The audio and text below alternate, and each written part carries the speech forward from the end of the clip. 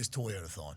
And that means it's time to watch this man. The Green Bay Packers starting quarterback, Jordan Love. Hey, Jordan! How are you, dude? How you doing, man? I can't hear anything. Okay. Oh, no. That's good. That's probably on us. Not. That's probably on us. Yeah. That's a tough start. That's not Toyotathon. That's not Toyotathon. No, that is not Toyotathon at all. If you need a Camry, now's the time to go get it. Because what Toyota's got going on with Toyotathon is there's 250 limited Panini cards that showcase not only Jordan Love, but also a piece of fabric from his Toyotathon sweater. There's only 250 of these made. They only go to his true fans. Could that be you? Baby. Joining us now, ladies and gentlemen, the king of Toyotathon, Jordan Love. Yeah, Jordan! What's up, fellas? Okay. We didn't know if we're going to have to restart. I want to let you know we did a little audible. I went back into it. You'd be pretty proud, actually, about how it all went down. We didn't have communications. We go in, drop out, call my own play, bring you back in. We throw a deep shot like it's Christian Watson. How you doing, brother? Check. I'm great. How you guys doing? I'm great. Shout out to you. That jacket's very cool. It's very cool. See it? Yeah, I like the fact that you said, hey, listen, if you're going to give me a jacket, that thing's going to have to be thick. I'm in Green Bay. It's cold as shit. Now, yeah. It's snowing behind me. Yeah, it's Green Bay weather. That's football weather. And for you guys, this is when you've played your best ball. I appreciate the fact that you and Toyota have come together in this time, but I also appreciate the fact that you show up in the biggest moments. Can you tell us about your Packers team this year and why you look like best team in ball? Maybe, I don't want to dive into that, but best team in ball. Why this year and why this team, you think, Jordan? Man, we got a squad. I think that's been something that we've been building, and the past 2 years we've kind of been stacking this thing and kept getting better and better. But we've added some pieces to our squad, and it's all about, like we mentioned, just finding ways to play our best ball. We've had some games where we've not played to our standard, and then I think this past couple of weeks we've been just elevating. But I think all of it is part of that Toyotathon magic, where you just start playing your best ball in the second half of the season. Meaningful football season, obviously Toyotathon time. 250 Panini cards celebrating Toyotathon with Jordan Love, and his sweet sweater can be yours. Ty Schmidt, you're not a big enough fan, I don't think, so you're not going to get this. Sorry, buddy. Are you sure? Because I actually just bought a brand new Toyota Sienna not too long ago. Well, should have been a Ram truck, but we will move forward. Okay, Jordan, relax. Exactly. Everybody needs to relax. Okay, I want to ask about this offense, that runs like a truck, but also a Ram truck, but also looks like a Toyota Sienna, I guess, is what we're doing around here. Christian Watson, obviously, magical day. You two have had a special connection. Can you tell me a little bit about you in LaFleur's offense, you still taking deep shots, still being a gunslinger, Christian Watson's development, but basically just the offense as a whole without turning it over as much? Like, can you talk about that? Because I think that is a huge step for what you guys have become, right?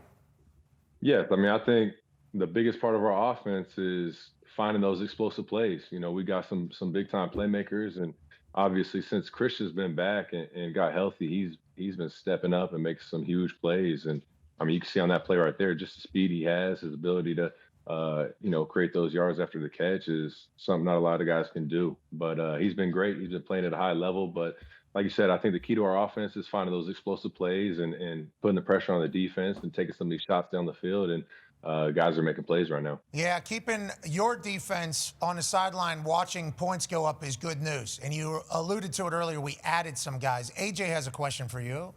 Yeah, Jordan, obviously your defense playing very well. Jeff Halfway, the D coordinator, doing a great job, it seems like. But the big trade, you're bringing Micah Parsons over. I think your defense is stacked at all three levels. I guess, what did it do when Micah, all of a sudden you see him in the locker room and you realize, hey, we got number one here wearing a Packers jersey. Like, what did that do for this team and the defense? And how do you think, the defense has improved as the year has gone? Yeah, I think it was a huge boost. I think going into OTAs and training camp, we knew we had a really good defense. Obviously, half being in the second season, the things they did last year, creating turnovers, and then you add, one of the best edge rushers in all of football with that trade, and I think everybody just got a big boost of confidence and knowing what he brings to the table. And I think it's been fun to watch Mike out there and just see the type of havoc he's able to wreck on the offense and the O-line. And obviously I've played against him, I've game planned against him. I know how hard it is to game plan for a player like that who can wreck the game. And now I think it's just time for him to go out there and eat right now. Yeah, and he is. Yes. Yeah. Seemingly eating all over the place. Only player in the history of the NFL to have 12 sacks in his first 5 seasons. Oh, yeah, he's entering his prime. Yep. Oh, that's great. What is this? He's entering his prime. Oh, that's great. Every day is Toyota-thon in Green Bay. You talked about game planning against Micah. Let's talk about Daly. Go ahead, Con Man. Yeah, Jordan, what's it like going up against that Hafley defense? It feels like you guys have taken a step up ever since he's gotten there, and then Micah has taken it to a whole nother level. But what is it like just on the day-to-day having to try and score touchdowns against that defense? Oh, it's tough. I think the worst part is training camp. We're going against this defense every day, seeing all the different looks they bring, a lot of exotic pressures, a lot of different coverages where, I think we were all like, man, let's get out of this. We're tired of going against this defense. I want to see somebody else. But at the end of the day, those are the things that make you better, make you a better team is that good on good going against each other every day. But yeah, a lot of credit to Haf, man. He does a great job just making sure guys all know what they're doing, are in the right place. And I think one thing that we haven't seen as much as we saw last year was just the turnovers, and I think we'll keep amping that up and getting those. But I mean, they make it hard on offenses to be able to move the ball and convert on third downs. Ty Schmidt, obviously, we ride with the Packers through this man every single week. His comments about the defense, because the way he chats is Jordan loves the guy. Our offense is going to be good. Our defense has always been ass. When the defense was good, won a Super Bowl. Ty Schmidt, with the addition of Jeff Hafley, has been one of the loudest fans in the entire NFL. And it's not just because the defense is good, it's because you have become bona fide, brother. We're going to put some stats up here that are maybe going to embarrass you. But here's you during the 4-game win streak. 9 touchdowns. 340+, 84.8 QBR out of 100. And oh, yeah, we're not playing in the easiest conditions. It's like, Jordan, you're balling, the defense is balling, and you're seemingly adding weapons every single week. Go ahead, D-Bud. Yeah, so this last game, we know Dennis Allen, he's always going to throw some tricky coverages at you. And it's kind of a, I guess, tricky two coverage. I'm still there from Mendoza. We talked to him yesterday. But take me back to this Bo Melton touchdown. What did you see pre-snap and post-snap on this play? Yeah, it's one of those where, they got everybody up on the line. So you're kind of guessing, are they bringing it? Are they bluffing? Are they getting out of there? And one of those you really won't know until post-snap. And post-snap, you see them getting out of there. And, I love the play we had on. We've ran this a couple times throughout the season. And they're kind of getting to what looks like they're trying to get to a cover 2, an NTT type coverage. And they might have busted, I'm not sure. But they just dropped Bo down the pipe. And, I was able to see it. Pulling up there for him, and Bo made a big time play right there. Yeah, you made a great throw there too, brother. That thing's traveling Appreciate a long that. way. Yep, no problem. Let's talk about your play. You just broke down. You think they had a blown coverage, NTT, blah blah blah. Patrick Mahomes, I think it was after maybe his second Super Bowl, maybe year 3 or 4, I forget what it was. He talked on the barbershop and he said, it was just middle of the season this year where I started kind of understanding what defenses were doing, which is obviously a massive step. For you, how has that come along since becoming a starter? And I know you're bona fide already. You've been a starter for multiple years. But how is it with the recall of defenses in your career and at this point versus maybe a year ago or 2 years ago? Oh, it's something that it grows every year. And I think it's just, each rep learning and growing from each concept that we have and seeing the different looks and, making a couple mistakes a couple times and then beating some coverages and understanding where you need to go with the ball on every play. And just trying to be as consistent as possible and, focus on my fundamentals, my technique, putting the ball in the right spot. But yeah, I think every rep you get, seeing these different looks, you just get better and better and grow from it. Go ahead, AJ. What's your relationship like with Matt LaFleur, I guess, or how has it grown over your time there? It's fun to watch him on the sidelines. He seems to be very passionate, very fiery. I don't know if he's been pumping the crowd much lately or not, but I guess how is that, especially the communication through the helmet, and how do you guys get along day to day? No, that's awesome. Matt's one of the best. I think for him, just being an offensive guy, being in there in the quarterback room with us, since I've been here, me being able to see him and A-Rod, how they communicated, and now me being able to be the guy.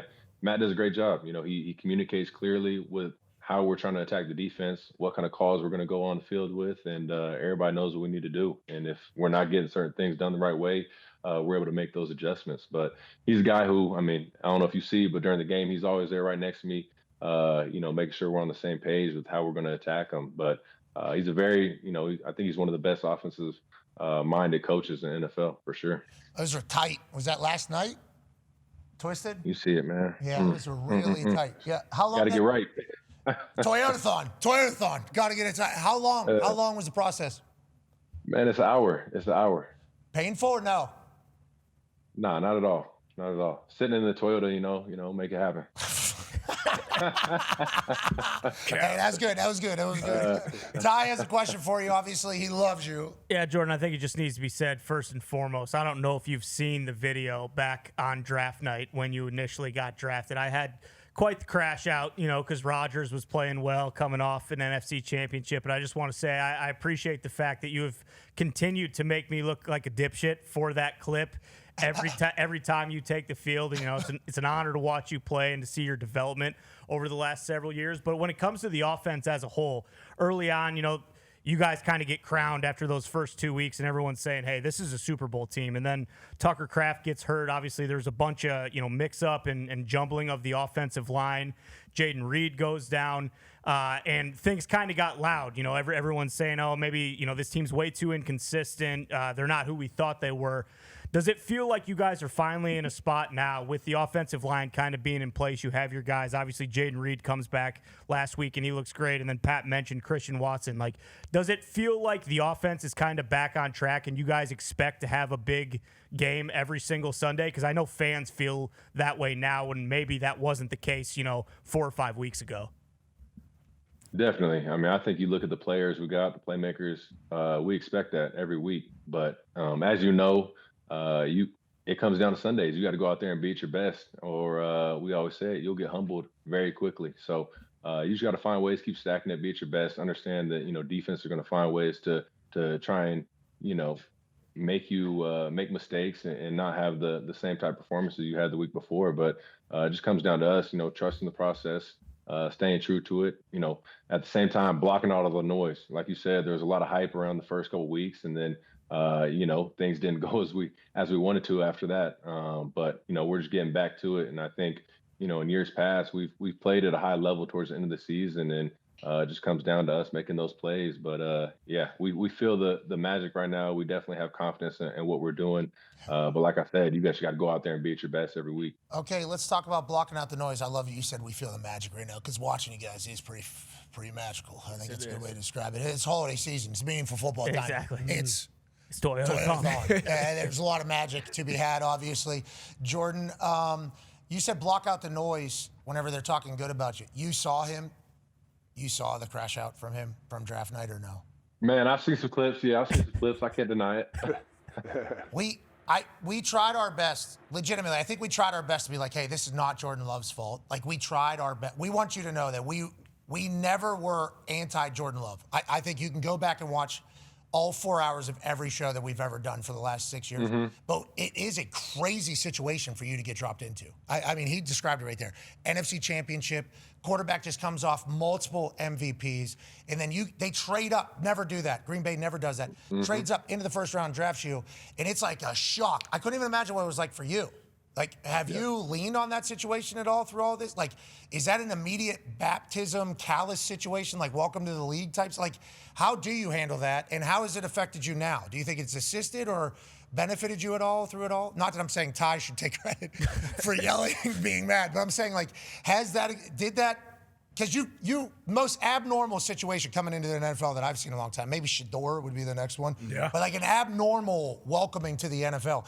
Has that helped you think, in your career, or how do you view it at this point?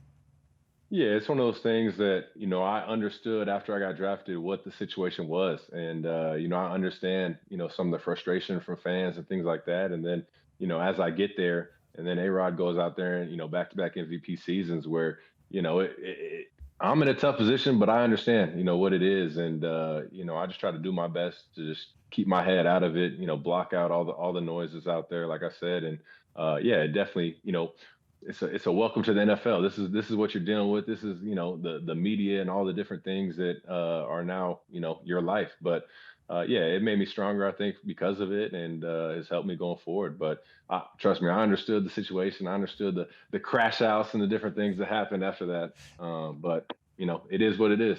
Yeah, but you need to know that is not what the NFL is. Most first-round quarterbacks that get drafted are like, celebrate. This guy's gonna fans go crazy. Yeah, there's a parade. So you're saying like, hey, this is the NFL. This is what it is. Like, no, that was not what the NFL normally is for a first-round quarterback. So you dealing with it, and also never complaining or bitching about it is salute. It's a very cool thing. AJ has the last question for you here, Jordan.